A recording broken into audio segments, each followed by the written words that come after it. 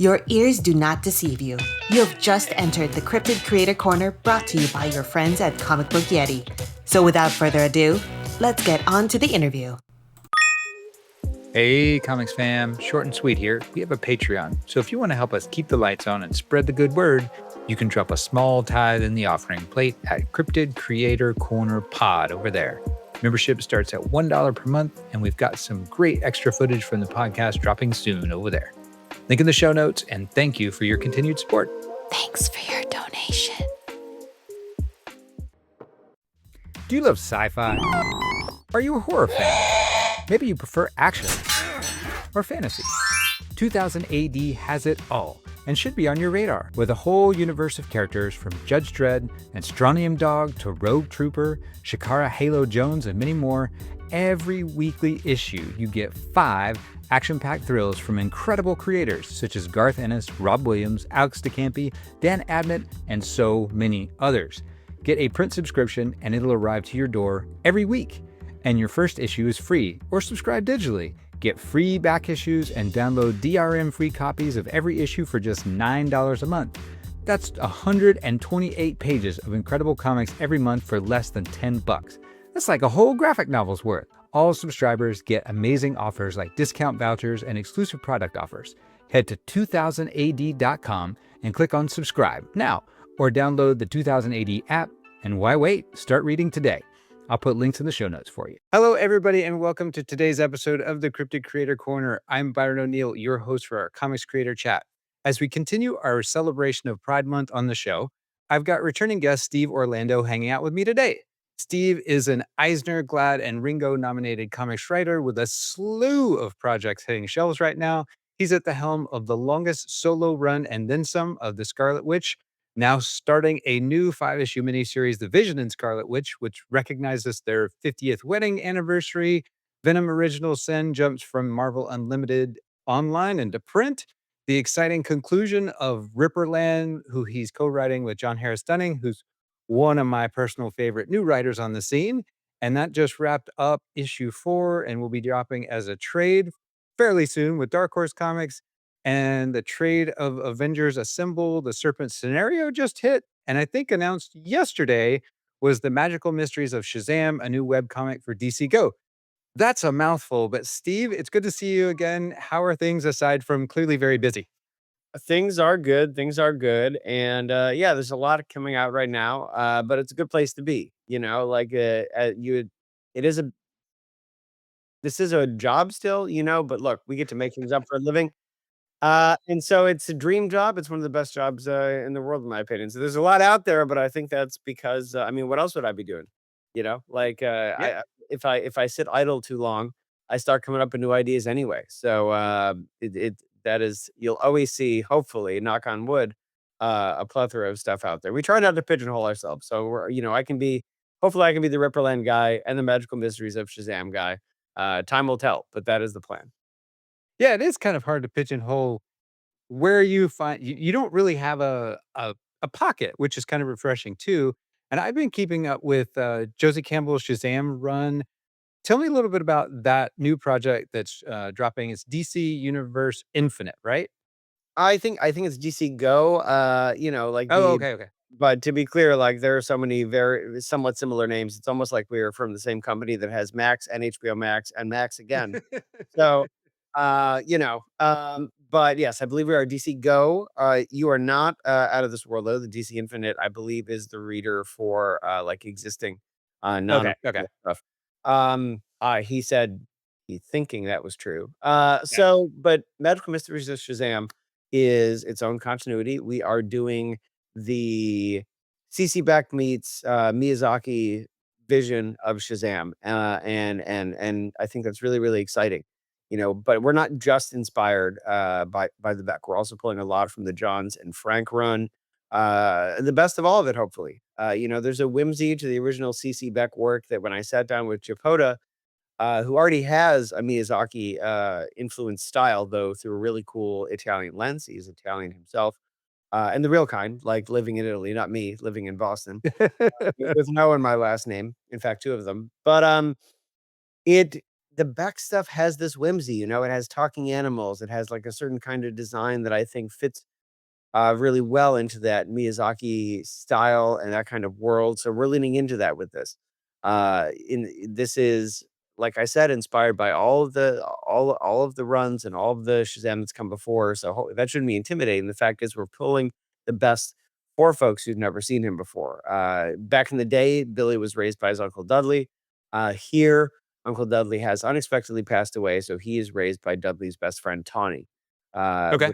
With sort of we're taking that piece from the back. We're taking, I think, the foster home narrative that Jeff and Gary came up with that is just a beautiful narrative. Two of my in-laws are adopted, two of my brother and sister-in-law. So I feel very strongly about that. And I think that's something really beautiful that came a little later on in the Shazam mythos. So here, Tony is a foster father for humans. He's an outcast among tigers who are culturally solitary because he wants a family. And Okay. so because and it's Dudley that sort of taught him the value of family bonds and things like that. So when Dudley passes away, Tawny has to fight for Billy to join his family as well. So Billy joins along with Darla, Pedro, and Freddie to start. Mary is already off at college and ripe to appear in the future, and we have a plan for the rest of the family members as well. But he joins in and is new to Fawcett City. He's a suburban kid. He is now new to the big city, learning a new family, a new world. And wouldn't you know it, after his first day of school, there's a monster society attack, and he comes face to face with, shall we say, an auspicious wizard. Um, and what I'm most excited about, well, there's a lot. I mean, like seeing Shazam through the eyes of Japoda is amazing. But I also am really excited about the little twists we can make, little updates. Traditionally, Billy is on the run during his origin. It's kind of a passive action. He's running for his life, and then the wizard scoops him up. Here, we'll find it's an idea I've been toying with for a little bit, but I really think it shows who Billy is. The wizard has crash landed after a battle that you'll see in the book during the monster attack. He's crash landed in Fawcett City, and he's asking for help. But of course, everybody sees him. They just think that he's crazy. They think that he's unhomed. They think that he's dangerous. So everybody passes by, even Billy's other siblings. But the one person who can't walk by, the one person who has to take the wizard's hand when it's outstretched, is Billy Batson. So when he actually does that, takes that risk, when he makes that leap of compassion, that's when he first gets the power of Shazam, and it's an action that shows who he is amongst other people. So he gets the powers, he gets the magic word, and he becomes Captain Marvel, which is really really exciting. That's rad. Yeah, it's cool to hear you talk about that. I grew up a Marvel kid, so I just didn't have a lot of a reference point with Shazam as a character. So it sounds like you definitely had some investment in it. I saw on Blue Sky today. I guess it was a post with the artist and their style. So you're clearly very excited about the series. It sounds really cool. I am. I've been pushing it for a long time. We are well ahead, and I just think it's really going to be something special. I mean, I haven't really done anything quite in this tone before, but Geo's art is the main attraction. He was made to draw this kind of story, and it's gonna look great in digital if we go to print. I just can't wait for people to see it if that happens. And yeah, I mean, it's a dream book. We were cooking it with Andrew Marino at DC for quite some time, and so it is very exciting to finally be able to talk about it. That's awesome. Well, it is Pride Month, and this is the Pride Month feature on here. Thanks for joining me to talk about that. I've been thinking about my own Pride Month experiences over the years. 2025 has taken on a different tone for me. And as we, watch the systematic erasure of the history of queer people in the United States, hard not to be moved in a certain direction with that. I was watching an interview recently with Pedro Pascal, which succinctly, I think, sums up my own feelings. And he said, fuck the people that try to make you scared and fight back. And this is the perfect way to do so in telling stories and don't let them win. I love that. So, what does Pride Month mean to you? What's your personal story with it? I mean, look, in a way, nothing's changed, right? Like Pride began as a riot, Pride began as a protest, it began in Yeah. defiance. And so, I mean, in a way, yes, of course, a lot has changed. It feels like many, many steps forward have now been taken back.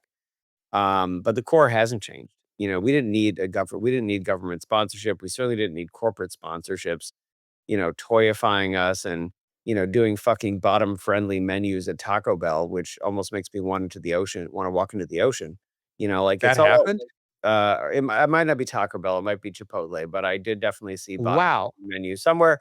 And like that's all nice and shit, but it's also kind of crass if I'm being honest. Uh Yeah. so we don't need that shit.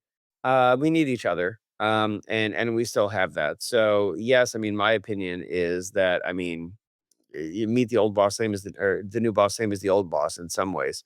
If we really thought that the golden era of the government saying, "Yay, we love you," and corporations saying, "Yeah, we love you," was always going to last. I mean, it never lasts. So, but we do, and we're still here. So, that is both my opinion on it and my own experience. It's not as like for myself. I'm doing well now, but there have been times in my life, needless to say, when folks are not excited about where I stand, Sure. yeah, about my sexuality. It's always been something that I've had to defend. Honestly, in my case, from nearly all sides. Being bisexual, I get a lot of judgment and bullshit from the gay community, just like the straight community. It's not an indictment of all of them. It's an indictment of specific people. But the point is, I've always had to defend it on some level. And I'm ready to defend it now, defend myself, defend my people, defend my family. And that's where we have to be as a community too. We didn't need them at the beginning. We didn't ask for permission at the beginning. So we shouldn't be asking or waiting for permission now. That's a powerful statement. I always try to kind of check the temperature of how people are feeling in terms of the comics medium. So how do you feel like we're doing in terms of queer representation in your mind? I think we're waiting to see. Like if you had asked me last year, I think that, every year that I've been in comics, which is 12 years now, things have gotten better. Uh, Yeah. Not to side quote the big quote of the community, but I don't think anybody knows. I don't think anybody knows. I don't know certainly if we're going to have official legislation and things against representation. So I have no idea. I think everybody is sort of waiting with bated breath. As far as people on the page and people behind the scenes, at least until January, I think we were doing better than ever before. Not that there's not more work to do, but it's a weird thing to say, but like I don't need to be in the Pride anthologies anymore because we have a wealth of new queer creators that are there that can enjoy the spotlight. And I think that's a great way to be. I think that's a great place to be. I shouldn't be the only one.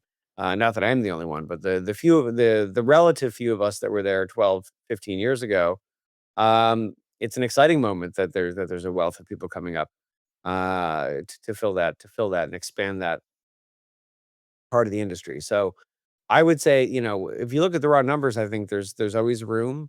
Of course, there's always more work to do. But it is an exciting time. I think especially queer genre is bigger than ever. And I don't just mean Yeah. I mean things like queer horror. Look at how James Tynan and Tiny Onion have taken a massive bite out of the industry. They have completely changed the paradigm, and not just them. So I think that as far as right now, I do think that we are seeing, this exponentially more even when than I began, and that's exciting. Where will we be going? Well, we don't know. It might be harder to publish these kinds of things. You might see, um, businesses that are beholden to shareholders, which is just how business works. You might see them pumping the brakes. You might see some caution. You also might not. Like it feels like a non-answer, but I'm not, none of us are prognosticators. You can see, easily publishers could take the Target route, or easily publishers could take the Costco route, like if you want me to be blunt. Yeah. And we don't know until we know. But the key is that you can't stop. Like I lived in Russia for some time, as folks know it are probably sick of hearing me say. But a big thing in the Soviet era there was samizdat, self-publishing, and networks of spreading stories around and getting them out there, even under the radar of what was officially allowed. So I hope we don't have to go there, and I really don't. Well, yeah, I really don't think we will, at least as far as it could go, but nobody really knows. So the answer is we have to be ready, and also we can't stop. no matter what. Maybe the delivery system changes, maybe the medium changes, or the means change. But we can't stop. And to again side quote my college life, we can't stop and we won't stop because it was like before, again, just like Pride itself. Before we had major publishers saying, "Yes, we love, we love these things. Come to us." Look, the stories were still there.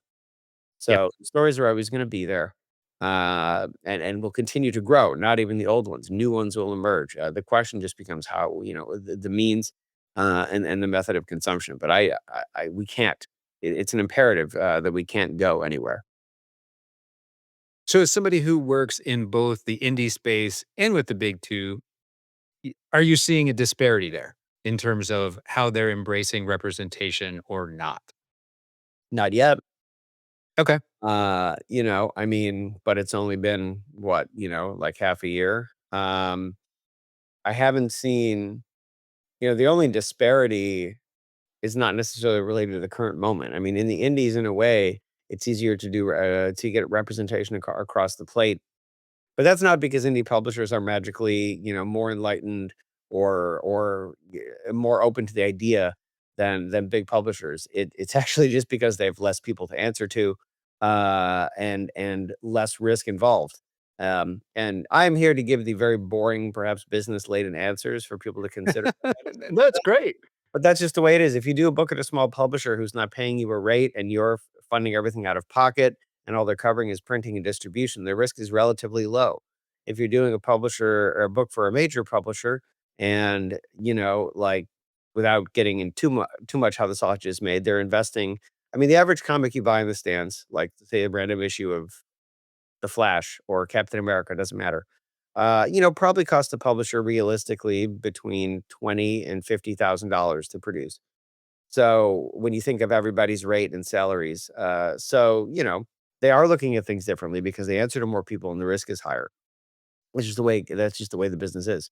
Especially as the industry contracts, as shipping numbers contract, or rather delivery numbers, not shipping numbers, and consumption changes because a lot of people are still reading comics, but again, the how they consume is changing, and the metrics of success aren't necessarily changing as fast. You'll always see bigger publishers be more risk averse, and it's not in the same way that they don't necessarily do things for moral reasons. Their objections aren't always for moral reasons. It's just a different calculus. So in that respect, it will always be easier on the indies. But the counterpoint is the spotlight is much smaller. You fight harder for a much bigger voice. Doing a queer story in a DC Marvel or Image comic or in a big license is a bigger spotlight than doing it in one of your indie books, unless you're like a super megastar, which I am not. So it's easier, but I hope folks can hear the reticence there because it is also just different. Yeah. It's easier, but it's also often, just in a numbers sense, not in a quality sense, heard or seen by less people. So the fight is just different, when you're working on big license stuff. Yeah. I mean, I can't help but wonder if I was writing a big two title or something and coming from the perspective of somebody from the disability community, as I am, how I'd navigate the pressure of representing the community, kind of through my characters. So, given what's happening lately, I'd probably have visibly disabled people saving the world in every single story out of spite, but that's me. I'm an impulsive guy. Is that a thing you ever grapple with as a writer? Um, well, I mean, not necessarily. It's just about, again, how for better or worse, I guess I'm making this sound unromantic, but it's not that I grapple with it as much as we have to understand as creators, the publishers we work for do things if they're good business. Okay. Yeah. So you might try to put those characters you're talking about, or I might try to put these types of the characters in every single book. But eventually, if it becomes more about it's morally right versus it's business right, someone will say, either don't do that or prove why it makes sense. And look, we know from any marginalized community that things should be done because they're the right thing to do. But I don't think I'm telling any tale to school when I say that corporations do not have morals; they have bottom lines. So it's more about how you pitch these things, how you present Yep. them, and honestly, once you sort of learn how that get the hang of that, it does become easier, and you can make these things happen. A fight, something I learned very on from an editor that I've an immense amount of respect for, who I will not um, name at the same time because it would be a little unprofessional. But early on, I really, really appreciated that one of the first editors I ever had and one of the best would be very blunt about what fights were winnable and what fights were not winnable. And that is, unfortunately, that is a reality of the licensed publishing business. But the good news is when you get people on your side, like this person who was, he's one of the editors on Midnighter, so it's one of my first works, and that book got no pushback, literally no pushback. Was that you then know you know how to lean in and when to lean in. When he said something is worth fighting for, you knew he could get over the plate. When something Okay. is not, listen, that's disappointing to hear, um, but it's also a reality when you don't own the book, so that's the big thing. That's why you turn to the indies, right? Like, when I went off exclusive with DC, I did Commanders in Crisis at Image, and part of the marketing hook was, "Oh, these are all the ideas that DC wouldn't let me do." Well, also, it wasn't a marketing hook, it was true. And that's not, "Woo, DC, the bad guys," not at all. I loved working there, and I'm very excited to be back. There's just different points of view and different rubrics, and at the end of the day, when you're working for a company like that, as much as it might feel like you do, you don't own the characters, right? It's not Right. your Batman run. It's DC's Batman run that they have hired you to write. And that doesn't mean the ideas don't come from you. It more means that they are your customer, right? And the customer is always right, within reason. So I can be hard. You want to do everything all the time. And I think it's an extension of being a creative anyway. The phrase kill your darlings exists for a reason. And if you lose a fight for something like this, it doesn't mean it's gone. It means it's you tuck it to the side for a moment, and then when you have an opportunity again, it comes back. Whether it's in a licensed book, whether it's in an original, and that's yeah, that is perhaps not as exciting as folks wanna hear, but it is a reality, like, and by the way, like, it's a reality of being a creative in any type of situation. We're talking Yeah. about representation, but look, I may have won, and representation is more important than lore things, but, I might love the gentleman ghost, right? And I just haven't found a way to work him in. That's the way it goes. Eventually, I will or I won't. I'm actually ambivalent towards the gentleman ghost. It's just an example, but, um you're actually hitting on that. That is one of the reasons that it's important to do indie and licensed work at the same time, because you can sort of, if something doesn't work in one scenario, boom, you can pivot and maybe you can find a different way into that story you want to tell. And I think that's the beauty of having both on your plate. Well, let's jump into how you are navigating it then with a big 2 character. So, The Scarlet Witch, I absolutely have loved the series, really top shelf stuff. There are a few writers out there now working with Marvel who are doing amazing things with really strong female leads, and I am here for it. And this has been a feature of the book, even with the numerous protagonists, antagonists that are winding their way in and out of it. Polaris, Lore, Agatha, Darcy, it's a really long list. So Wanda as a character has embraced the broken woman trope for far too long. So thank you for breaking out of that mold and interpreting her in a very, very different way. It's a pleasure. You're speaking my language. These were certainly the goals, along with, as you hinted as well, sort of a return to what I would call sort of classic comic storytelling, aka the generally the one-off versus the decompression. So we have Yeah. wanted to reintroduce Wanda with a forward-thinking style, and also bring back. We don't always do the one-off, of course, but we do it fairly frequently. And one of the reasons is like those are the kind of books that I grew up reading and loving. Is the kind of books that the editorial team grew up reading and loving. And hopefully, it's the kind of book that anyone can pick up and they find out about Wanda for the first time and get the full story. They get a statement on who she is, and of course, the advancement of the macro story as well. So, listen, I've been very lucky. Like you said, we have had a variety of different titles as we celebrated Quicksilver and the Scarlet Witch's anniversaries. We celebrate the wedding anniversary of Vision and Scarlet Witch. But at the end of the day, this team has done more solo Wanda than anyone in history. And with Yeah. what we have approved already, um, more than double. I'm extremely proud. I mean, it would make me a douchebag to say I'm proud of myself. I'm extremely proud of Sarah. I'm extremely proud of Lorenzo, of Jacobo, of Alana, Caitlin Linfeld, who began editing, Sydney Stubbs, who's editing now along with Alana, Ruth Redmond, who's doing colors for us, Frank Martin, and Matt Wilson, who were on before that. Just I've been extremely lucky with the collaborators I have. Oh, and Carlos Nieto from the annual. Um, I've been extremely lucky, and everybody's firing on all cylinders. Lorenzo Tometa and Jacobo are both future megastars, in my opinion. Sarah already is. She doesn't need me to put her over.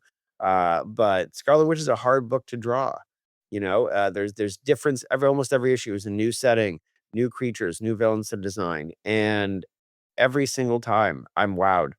We are almost in the midst of the Vision and Scarlet Witch art right now, along with what comes after. And it's just a joy to see this stuff come in, because the flavor of each mini and any I shouldn't even say each mini, each sort of period of the book is different. Scarlet Witch and Vision is heavily influenced by by the great old ones and Lovecraft type stuff. And then what comes after has a different flavor, which you'll find out about soon. And before we were doing sort of in the second our run where we were solo, we started off with this bigger cosmic threat with the Griever at the end of all things. We slowly expanded Wanda's magic and cosmic side, uh, and then with the appearance of Amaranth, who I'm really really proud of, added a big new piece to the magical board with this character who's a living truce between witchcraft and chaos. I mean, as a creator who legit has a Jack Kirby wedding ring, doing the origin for Amaranth and creating this sort of magical version of what I would consider like a classic kind of origin the King would do, sort of a little Orion, a little Mr. Miracle type thing, was really really exciting. So um, I've been really lucky to build Wanda up. I hope folks have seen that. She has had. I hope. A pretty human arc. For a while, folks, there was, "Oh, she always thinks she's right. Everything is too easy." Well, it was, and now that is starting to come back and bite her in the ass as she's having to realize she doesn't know everything. She doesn't have all the answers. And I think just like us, it's not a coincidence, right? She was down for so long, as you said, that now she's almost overcompensating. She's desperate for everybody to know, not think, to know that she's fine. Like, don't worry, she's fine. But of course, it's not all black and white in life. And even people who have struggled and overcome massive, massive things, the expectation is not that they're perfect, because nobody is. So she's wrestling with that right now. And you will see that grow in Scarlet Witch and Vision, and as well as what comes after that series. And I just have to say as well, like one of the first books I ever bought, in fact, the first book I ever bought was an issue of was what? Let me start again. West Coast Avengers.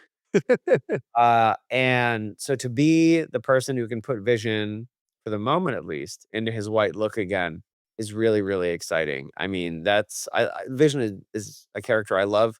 It should not surprise people because Martian Manhunter is my favorite DC character, and they sort of occupy a similar role in their team, so they are very different characters. Sure.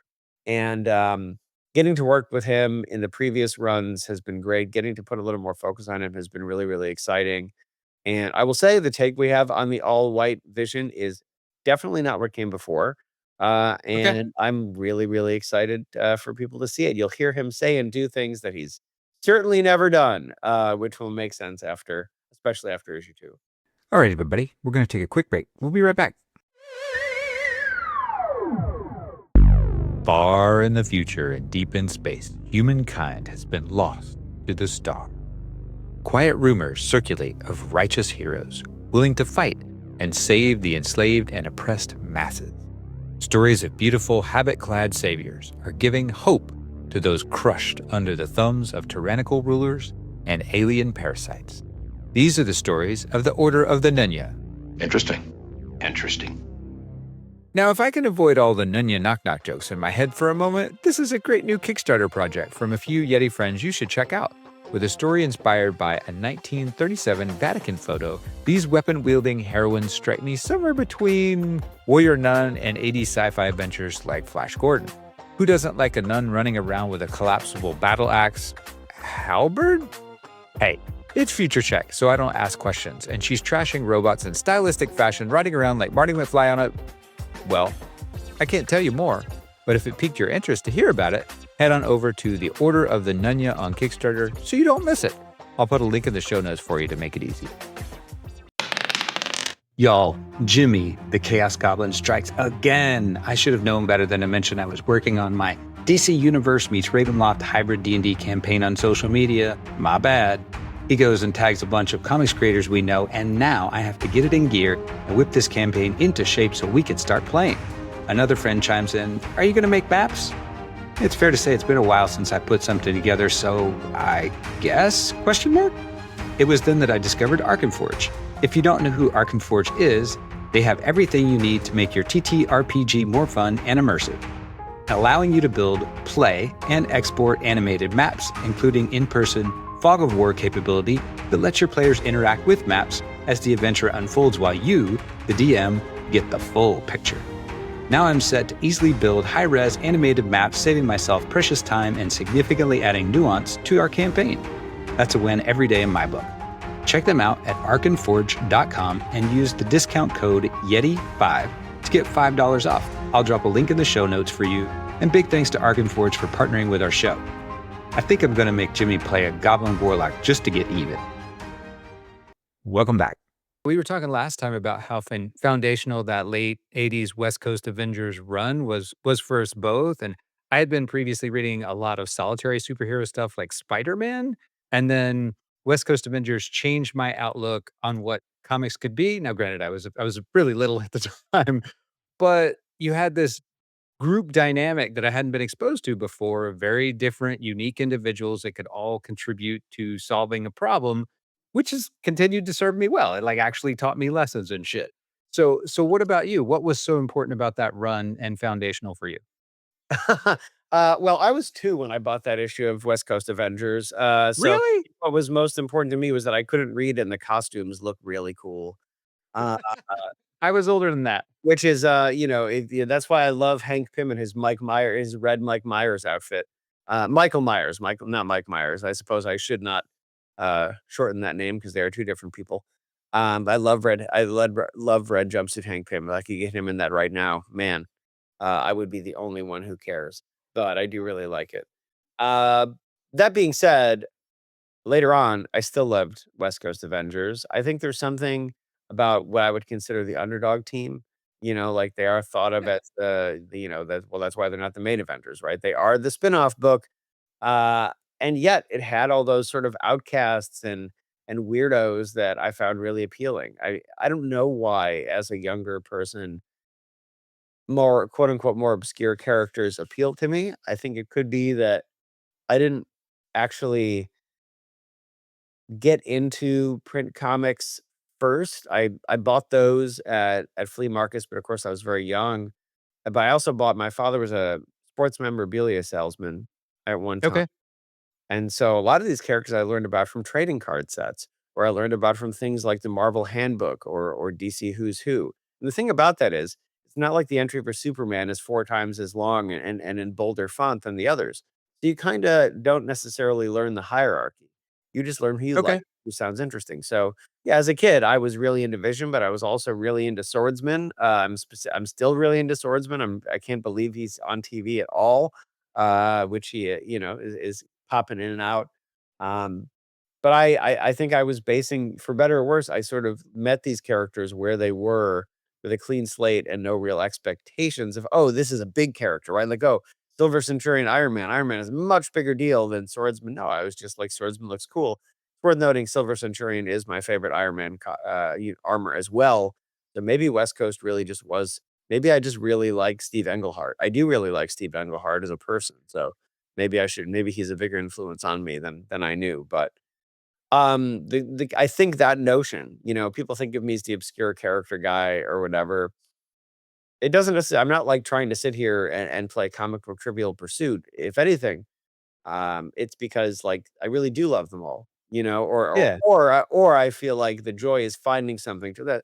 I love them all is a douchebag thing to say. I think the joy is finding something to love in all of them.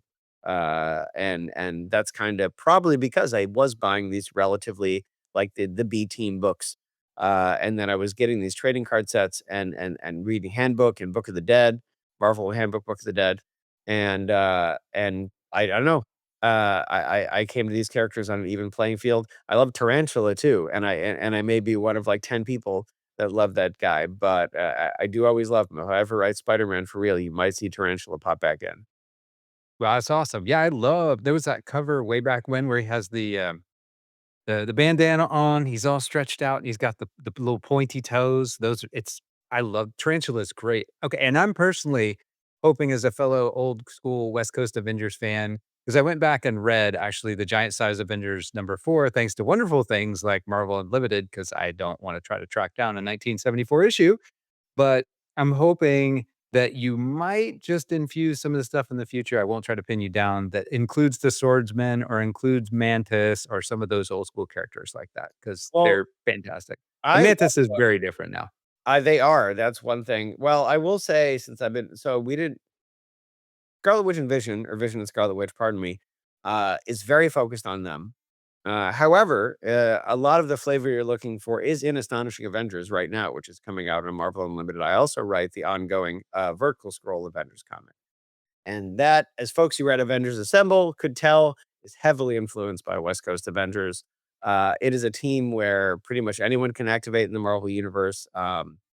Sadly, I don't think Swordsman and Mantis are in it, but I have had a lot of guest stars that I'm really, really excited about.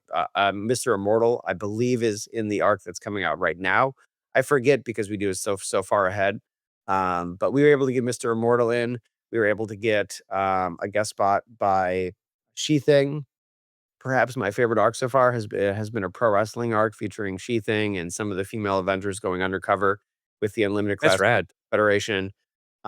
We have a very brief appearance by Sleepwalker. We have Moondragon. We have which I really enjoyed having Moondragon in the book. I would love to have her back. Um, and there's more to come. The arc right now that I just turned in is I think like like everything you want out of Unlimited because it is not necessarily like something you would find in a main book. It's a little like it's a little out of the box. We are doing the idea verse, which we had in Scarlet Witch #7. So you'll see what Bookworm's been up to after Jarvis gets sucked into a mystery novel and into the Ideaverse. But you will also see Jarvis's own Avengers team called the Avenging Literary Society, which is made up of Jarvis, Jay Gatsby, Captain Ahab, and Hester Prynne from the Scarlet Letter. That's right. I'm gonna have to check that out because I just like last month actually started subscribing to Marvel Unlimited. So that I will definitely put that on my list. And Let me tell you, Mr. Immortal was a blast. I like you talk about a character I've been wanting to write for a long time, and just like he was just a joy to have in. Maybe Great Lakes Avengers in the future for me. This is not a secret spoiler. I've told no one, but maybe I would love to do that. all right. Very cool. Well, one of the things I've become accustomed to with the Scarlet Witch now and your iteration of the character is the humor, is these one-liners. Thank you for including a Blazing Saddles reference in there, by the way. Chewing gum in line A. Caught that. Wait, I So did. you did. Absolutely. And I was like, okay, did he put a Blazing Saddles in there? And then there's another bubble below it that actually references gum. So I was pretty sure of Wait, that one. Byron, I'm gonna be honest with you. Where is that? Because I don't think I knowingly did that. However, I am such a big Mel Brooks fan that it's possible it's in out of my low brain. Where does that happen? Like, if folks want to see what happens when you write a book every week forever, this is what happens. Um, I will definitely I'll get the page number and everything, I'll email it to you. Is So, it it's gotta I be dark was it's gotta be a dark oh, wait, I hope you brought enough for everybody. Yes, I do remember yes. doing that, but I don't remember where it is, but I do, yes. And, like, I probably laughed like a jackass in my office when I wrote that, thinking nobody would notice. I'm glad you did. I can, like, picture writing it, but I genuinely don't remember what book it's from. That's what I mean, I don't know. That's what happens with creator brain. But, yes, that is very much me. Chewing gum online is a favorite of mine, though also everything that Harvey Korman says in that movie is a favorite of mine. Yeah. I actually am, like, physically incapable, other than when I'm telling this story, of saying raisinets, not like Harvey Korman in Blazing Saddles. Uh, there's a variety of lines in life when you know me because I'm an idiot that I'm basically just always quoting movies, but they're just such tiny quotes that you would never know, and saying Raisinets is one of them. I also can't say I got it in any other way than when Anne Hathaway's Catwoman says it to Batman after he, like, bat-splains how to use a motorcycle to her. Yeah. Um, so there's a couple, but yes, Raisinets. Also, but why am I asking you? I could go on for Blazing Saddles. Haley versus Yeah. United States, Haley 7, United States nothing. It can be done. Um, this will be a long podcast if I get in that, but you can see how it happens. Totally No, forgot that thing. I do the same thing. I spent 15 years working with rock bands on the road, so I will constantly pull out song lyrics and in response to our teenage son, and of course, he's too young. He doesn't know any of it is, but my wife will just cackle. So I feel it 100% what you're going through. Someday I'll get a, is it Kiss, Lick It Up, where the line is, "You're good looking and you're looking like you should be good." I Someday. would have to go back and look, but I was not a big Kiss fan, I will admit that. Well, interview over. It's been fun. It's been a real Hey, I'll send you a backstage pass. I think I got a couple from working the show Kiss shows back in the day for sure, but, as long as you disinfect them. If it was the jeans room, I'll take it. ugh, we're not gonna get into that. But that I've got stories, not about Kiss, but man, that just triggered so many different kinds of memories. The humor element, anyway, in The Scarlet Witch, I'm curious about tone because if we're reintroducing White Vision, you definitely said it was a little bit different version of it, but that was a substantive portion of the nucleus of Wanda's trauma from back when. So you've successfully transitioned her into us thinking of her as a stable character. So I'm kind of curious why you wanted and there's this whole family arc that she's sort of completing that he feels like full circle, and it almost feels like, "Hold my beer, honey, we're just getting started," and you've alluded to that already of how far this thing is going and what you've already got approved. So is this gonna be a shift in tone, I guess, is what I'm getting. So sort of, but not in the way you think. It's hard without revealing what White Vision is like in this version. Okay, But that being said, seeing him like this absolutely does give Wanda pause, as you'll see. okay. The circumstances that bring him into this new form mean that she doesn't really have time to worry about that, even though it does bother her, and that comes up in the second issue. But this is a moment for Wanda and Vision as well. Vision, once he becomes this, man, that's really hard to dance around what happens in issue 1. Once he Sorry. No, it's alright. This is why I'm a professional. No, but once he enters this new form, he thinks Wanda did it for him or did it for herself, but there's this moment where she says, "Well, I wasn't thinking about you. I wasn't even thinking about me or us or what happened. I was thinking about Viv, and making sure she still had a father." And that's sort of the key, looking beyond herself is part of Wanda's character now. And yeah, it definitely is hard for her to see him like this. That being said, the alternative, after you see issue 1 and issue 2, would be even more challenging for her. So, it is definitely a shift. It's a seismic shift for how Vision behaves and how he is and even what he can do. But it's worth noting, as a bit of a spoiler, and I mean, my spoilers, because my influences are also obscure, are also tangential. But if folks have seen The Husbands of River Song, which is a Doctor Who Christmas special, that's probably one of the main influences for Vision and Scarlet Witch. So whoever looks at that with a fine tooth comb, might sort of see an idea where we're going, but it's obtuse enough that I haven't really spoiled anything. But that is the main influence, and that is, shall we say, a tragically romantic episode. And that's where we'll go for there, as far as what's to come, along with, of course, big googly aliens and monsters, because it's the Grim Reaper, it's the great old ones, and you need some grotesquerie. But you gotta have that. It's a Scarlet Witch book. You gotta do that. Well, yeah, she can, Wanda can exist in a lot of different spaces, and we've done whimsy a lot. So, now we are throwing her far away from that, and into some true horror, some true cosmic horror. That's great. That is my wheelhouse. I love to hear that. One of the other things that you've used that I wanted to check about, kind of what sucked you into wanting to use them is doors. We have the last door that has kind of been a fixture and lot kill. And now we're seeing a different version of doors. These are doors that are sort of popping up all over the place. This is how my understanding anyway of how Vision sort of gets involved in the story to begin with. And what has captivated your attention that you wanted to keep returning to doors? Well, I mean, the Death Doors are what they are as a mockery of Wanda's last door, as you'll see in the first issue. I mean, this is made to enrage her, because it is the exact opposite. You know, the when you are in need, the last door summons you from anywhere because you have nowhere else to go. The death doors you can enter from pretty much any city, but what's behind them is the unknown and death and danger. So it's a perversion of the promise of Wanda's last door that's very purposeful, from the villain of the book. Um, Okay. that being said, there's a question of what, if any, doors will make it through and beyond the Vision and Scarlet Witch miniseries. As someone who just wrote a Singer scene, there's a question if any will truly make it through. Okay. Okay.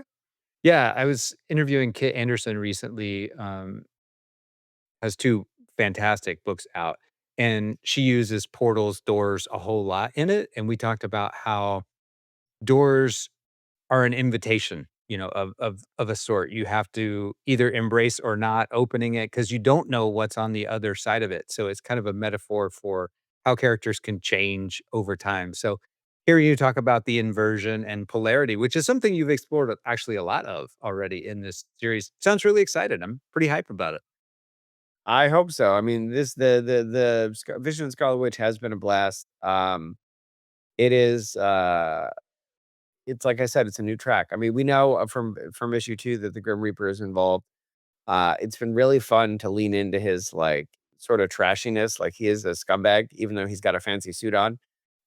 He's not like an elite mustache twirling villain. He's a scumbag piece of shit with a scythe for a hand, so it's been pleasing to me to have him in the book because it's just a different kind of voice as well. I mean, Wanda, she's not as casual in the book as she is in TV, but she is more, uh but she is, so her speech is somewhat elevated.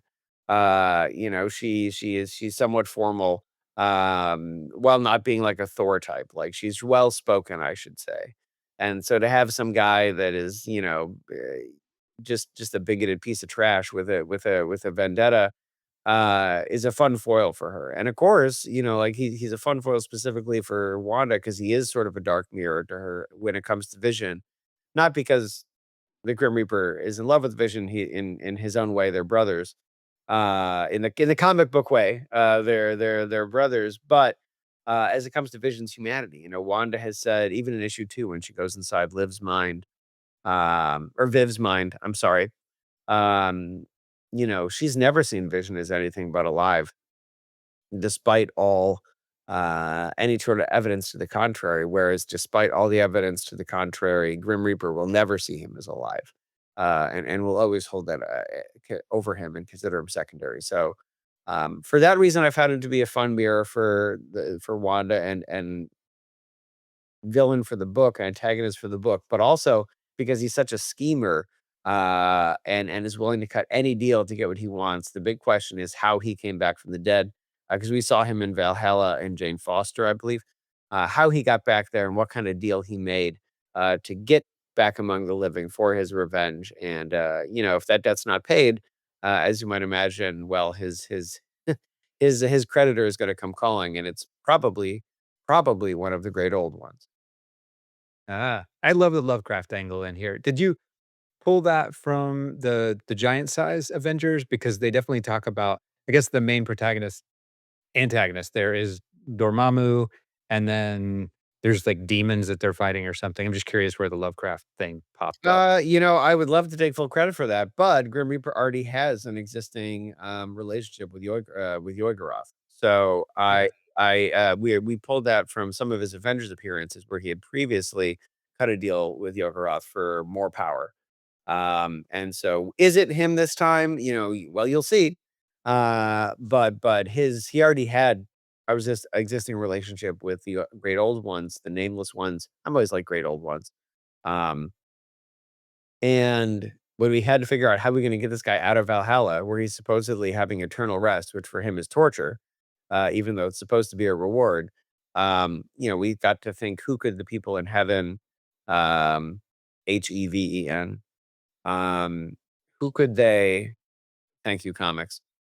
Who could they? Who could be leveraged against them in sort of a John Constantine way, to get him out of there. And the great old ones are from beyond the universe. They're orange, are they're extra dimensional, extra universal beings.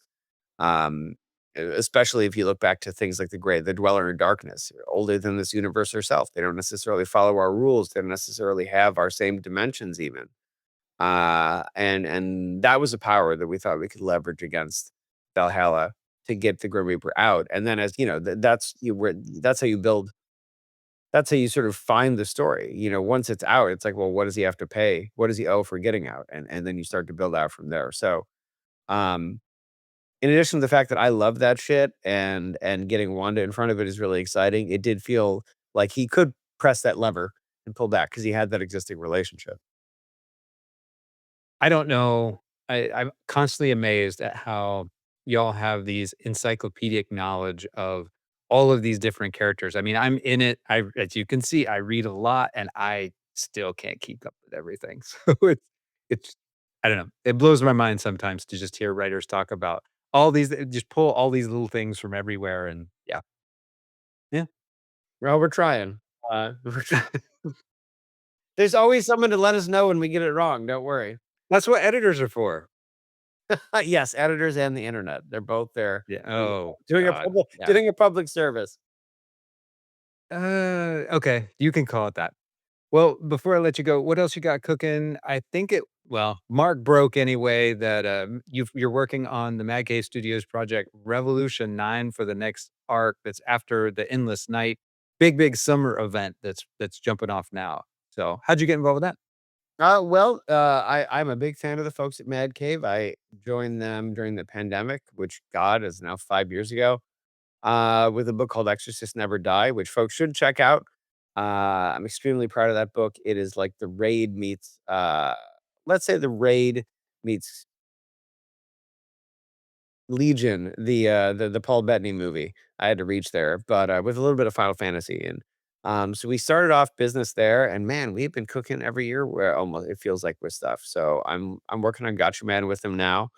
And when Mark wanted to expand Revolution 9, he reached out to me because we had been longtime, collaborators as far as business, but we never really worked directly together. So, he pitched me the story of Rev 9, and it was an exciting opportunity for me. We're talking about how I try not to be in one bucket as a creator, but something I haven't actually been able to do recently that much is like a pure action book, something like Midnighter or something like Global Frequency, if you want me to like call back to back in the day, or like Atomic Blonde in movie form, or in movie terms rather. So with Revolution 9, that's, the inspiration is like Global Frequency or the Ellis Shelby Moon Knight, where we're doing these one-offs that are action focused. Of course, you still find out something about Rebel 9. But it is a high-end action focused book, and that's been really, really refreshing for me to get back to, because I haven't had that sort of field to play in a long time. So we got 5 issues of the gnarliest, most kick-ass action that you're gonna find in a Mad Cave book. George Genti is drawing it, and I'm really, really excited. It's funny thing about, I'm gonna pivot because you asked what else is coming up. Not only am I now back to doing a pure action book, I also finally have a gore book again, and a violence book, since I haven't really had one since Midnighter, on and off at least. But I'm also doing Exo Manowar at Valiant with Guillermo Fallardo, and I mean, it is a grisly book. I've never really done Okay. barbarian stuff before. I mean, that's not to say that's not to sell, but it's just, I haven't been able to press these buttons and work these muscles in a minute. And Arc of Dacia is, I really, I mean, he's a Midnighter type, and he's not. He's obviously not a quipping, gay, homicidally just maniac. But he is, at the core, a very similar character. He's stoic, he's powerful, he does exactly what he says. basically no matter what. And I mean, he's a monolith, he's a pillar, and Midnighter is like that. So I can't wait for folks to see that. I read the hell out of Valiant in the 90s, and then I read the Venditti and Carrie Nord run like a motherfucker back in the day. And the even better than that, a couple years later, I became close friends with Rob Venditti himself. So Oh, to cool. know, to the extent that Rob will be at my wedding. So to Wow. be able to take over EXO, and Rob is one of the nicest guys in comics. I am not, but I am here to write this book regardless, and it feels karmically right. It's an honor to be walking in Robert's footsteps, and you'll say the people that came before. But it's a blast. I mean, I'm having an amazing time, and it is, man, like it's Conan in the Iron Man suit. Like I think EXO is one of the most fun books that you can find out there, regardless of who's working on it. And when it's me and when it's Guillermo, you know that the type of gonzo gore and violence with a heart, ironically, you found in Midnighter, you know you're going to get that. With in my run, of course, a little bit of Doom Patrol vibes as well, which folks may not Okay. be necessarily expectant of, but that's part of the fun mashup. You know, Arik himself is a sort of gonzo character. He's a Visigoth in a high-tech suit of armor. And those things don't necessarily always aren't always a natural fit, though it is when it's him. So we have a cast of weirdos that we are introducing in the book as well. Partially from Valiant's past, the group called the Punks. We have some of the characters from the previous run, and then we're introducing some new characters as well. A character inspired by Magnus Robot Fighter, and a character Nice. inspired by Nikolai Gogol. So I think if there's any sentence, I don't think you could have a more Steve Orlando sentence in that one character is inspired by Russ Manning, and one character is inspired by a long dead Russian author. And those are both in the book. So Exo Man of War is it is coming out. Valiant Beyond hit a little bit of a speed bump with the Diamond bankruptcy, but we are coming back. It's all solved, and it is a kick-ass book. So I need to mention it because every time I get new pages from Guillermo or I see a cover, my mind is blown. And I'm having a great time. So for folks who like Midnighter, for folks who love the previous EXO run, for folks who like barbarians lopping off heads, this is the book. And I'm very excited for people to see it. Well, you weren't the only one who read the hell out of Valiant stuff back in the day. So I'm probably the biggest Turok fan around. So Oh, I know, and I think I don't even know where that license is right now because I think those were technically like Gold Key characters, but yeah. Gold Key, the company, doesn't have them anymore either. So well, they're floating around. But I love Turok. Magnus was my boy, but I did have N64, so I have to love Turok as well. All right, Steve. Well, where can people find you online? Um, Blue Sky is where I talk about work stuff. So I'm the Steve Orlando at Blue Sky. I'm also the Steve Orlando on Instagram. You'll find an esoteric collection of news and random art that I find compelling in my story. I say my story because my Instagram is there and I'm reachable, but the feed is mostly personal, like my actual feed. That said, you will see the portal into my mind of the things that amuse me in my story. So I encourage everyone to check it out, and you will see, you know, random sculpture that I find interesting, stills from silent movies and drum corps performances mixed in with strange, Slavic masked holidays and of course comic book things. All right. Well, we'll be looking forward to wedding pictures someday. Congratulations, by the way. Thank you. Very welcome. All right. I always wrap these things up on a positive note now with a shout out. So this can be someone who recently did you a solid or something that inspired you. I'll go first to give you a minute to think. I'm a big shark guy. I love them, and my favorite animal in the world is the short fin mako. So much that it was my road name for years, and some people would still identify me as Mako over Byron. And I came across a short a couple of nights ago. Is this guy, couple guys actually trying to help save a 10 or 11-foot mako that had trapped itself on the beach in Pensacola. And this was not without a fair bit of peril on their part. And given humanity's relationship with sharks, this gave me a little bit of hope for all of us, and that we can coexist, and that there's actually this vast reservoir of empathy that normal people have, and that they do heroic things every single day. And that is my foil to the shit show that has been 2025. It made me happy. So I'll throw a link up in the show notes so people can check it out if they're curious. What do you got? Oh man, my what I have something that is actually semi-news, but it's definitely not as earnest as yours. It's all right. It's fine.